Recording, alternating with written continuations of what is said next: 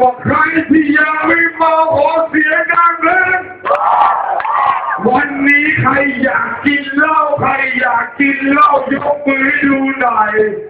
วันนี้ใครอยากมีกิ๊กใครอยากมีชู้ยกมือดูหน่อย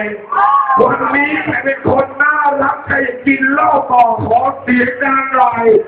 วันนี้หาแฟนไม่ได้สาวบริสุทธิ์ขอเสียงดังหน่อยวันนี้ผมดูมากนะครับก่อนอื่นเลยนะครับวันนี้เรามาแบบกุ๊กกิ๊กเหรอพี่เลยตอนนี้ผม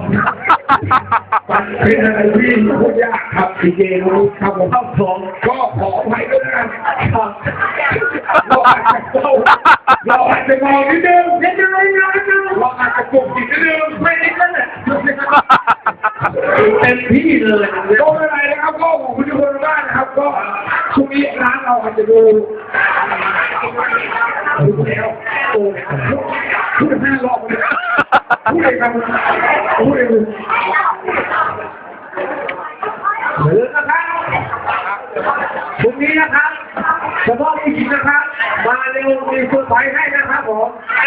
มาเร็วๆนะครับผมเฉพาะผู้หญิงนะครับมีรางวัลให้แน่นอนนะครับวันเกิดร้านนะครับครบรอบ14 ปีนะครับครบรอบ14 ปีที่สนอง14 ปี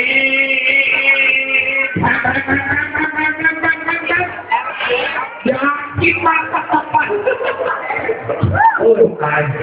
อยากกินหมาอีกแล้วแล้วก็วันนี้เป็นวันที่สุดยอดวันที่8นะครับวันที่8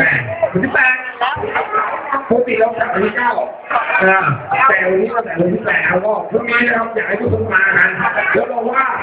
เป็นวันที่สนุกสนานกันเป็นวันที่แบบเป็นภาพความทรงจำเลยแล้วกันเขาบอกก็ดีแล้วกันนะครับที่สำคัญที่สุดนะครับอยากให้ทุกคนมาเที่ยวที่ร้านของเราวันที่8 วันพรุ่งนี้